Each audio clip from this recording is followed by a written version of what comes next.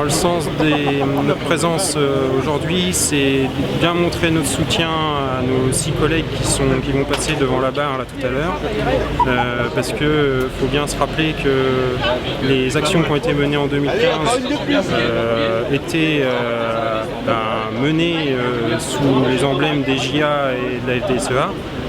Donc il n'est pas question de laisser nos 6 collègues qui sont aujourd'hui appelés individuellement tout seuls dans la panade et que nos syndicats sont présents et les soutiendront jusqu'au bout. Venir défendre mes collègues qui passent aujourd'hui au tribunal par rapport aux manifestations de 2015. Je pense que c'est la moindre des choses quand on a participé avec eux à tous ces rassemblements pour défendre notre métier et pour en vivre. Juste venir soutenir tous ceux qui vont être jugés aujourd'hui, jugés pour des actions qui ont été prises sur un moment donné d'une manifestation. Il n'y avait pas de volonté de casser. Je pense qu'ils étaient pris dans le mouvement. Bon, maintenant, c'est vrai que de casser, c'est toujours embêtant. Mais ce que je souhaite, moi, c'est que la justice soit logique. C'est-à-dire qu'il y a eu des manifestations l'année dernière sur la loi travail où il y a eu beaucoup de casse. J'espère aussi que voilà, si on juge la casse aujourd'hui, qu'on la jugera partout. Voilà, maintenant, je répète que c'est toujours embêtant de faire de la casse, mais il faut se remettre dans l'action et puis voir à un moment donné quand on se trouve emporté dans un mouvement.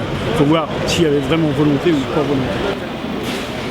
J'ai toujours soutenu moi, la profession agricole qui en a besoin en ce moment. On connaît les difficultés de revenus, on connaît les difficultés de maîtrise du foncier, on connaît leurs difficultés d'obtention des aides européennes qu'ils ne reçoivent pas et qui met la profession en difficulté. Donc j'estime que quand ils ont manifesté, ce n'était pas pour des raisons personnelles. Or là, on a quand même plusieurs personnes qui sont attaquées personnellement, individuellement, qui risquent d'être condamnées individuellement. Je trouve que quand il y a un mouvement syndical comme on a pu le connaître pour d'autres secteurs, avec d'autres types de syndicats, c'est du jamais vu que ce soit les personnes en tant que telles, individuellement, qui soient accusées. Il y avait un mouvement global qui défendait une cause, on sait qu'elle est en difficulté, on a quand même énormément d'exploitants qui sont en faillite ou qui sont dans des difficultés personnelles. Donc moi ça me semble normal.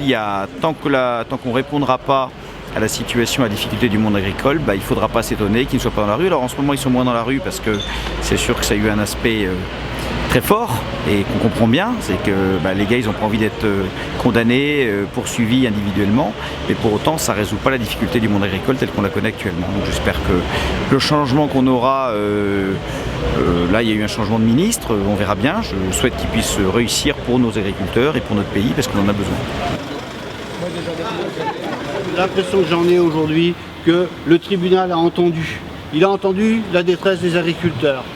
Il n'a pas tout excusé, mais j'ai trouvé, moi, le procureur attentif à nos problèmes. Je pense qu'on a marqué des points aujourd'hui, mais on les a marqués parce qu'on a été tous mobilisés.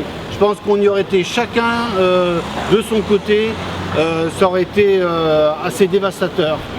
Donc, moi j'y vois aujourd'hui un espoir, on s'est battu, c'est pas encore gagné, mais je pense que c'est en bonne voie.